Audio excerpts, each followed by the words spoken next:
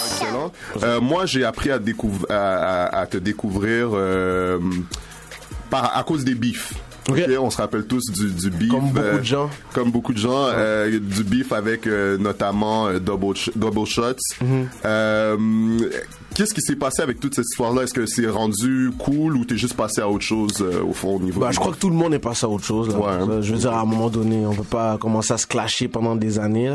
Je sais pas quoi dire à part que bon, on a eu le clash.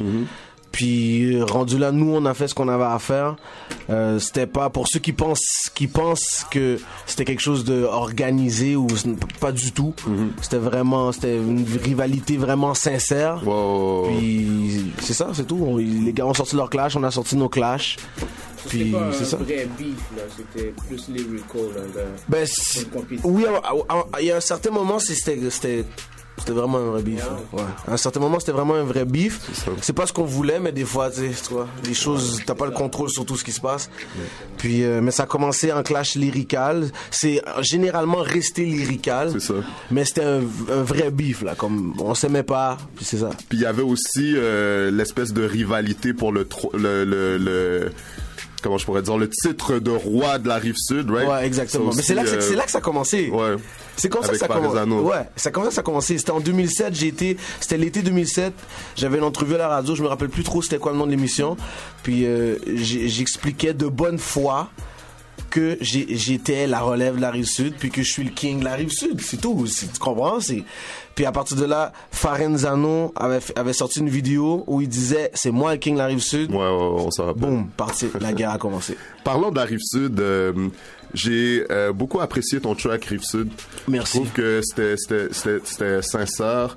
Puis encore, tu sais, le commentaire que je t'ai fait par rapport à l'authenticité, le fait d'être vrai, je pense que sur ce track-là, tu l'as reflété particulièrement. Qu'est-ce que tu penses des rappeurs émergents aujourd'hui sur la Rive-Sud, des gars comme, par exemple, Dead Obies, par exemple? Est-ce que tu suis un peu ce que ces gars-là font? Non, je suis pas vraiment ce que ces gars-là font. Mais par contre, ce que je peux dire, c'est que la Rive-Sud est vraiment en santé, là.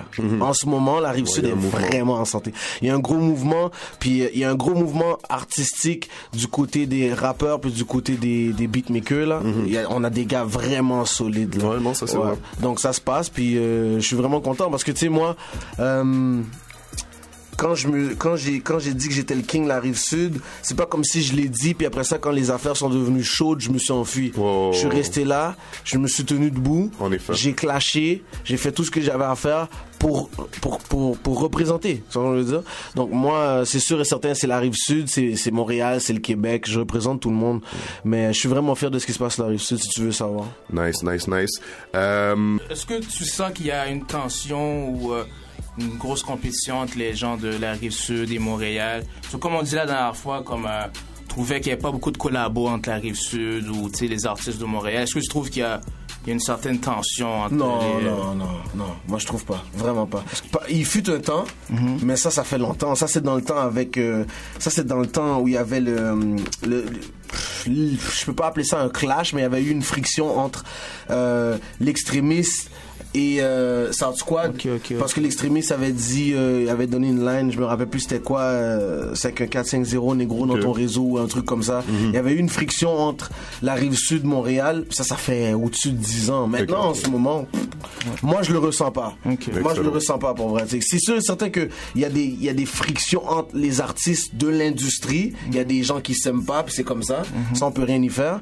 Mais il y a pas un truc genre quand je vais à Montréal, je sens pas même honnêtement pour être franc avec toi, puis je suis pas là, je dis pas ça pour nous lancer des fleurs à nous là, mais depuis le mouvement Full Equip, je trouve même que Montréal a plus de respect pour la Rive-Sud. Vraiment. Vraiment là, comme quand je vais dans des secteurs où puis les gars vraiment comme à partir de ce mouvement là, on dirait vraiment ils ont regardé la Rive-Sud d'une autre manière, comme s'ils ont dit OK, il y a des gars, les gars ils sont solides, les gars se tiennent. Puis je dirais surtout que les gens seraient surpris du nombre de personnes de Montréal qui prenaient pour Full Equip durant le clash. Énormément de gens. Énormément de gens en fait.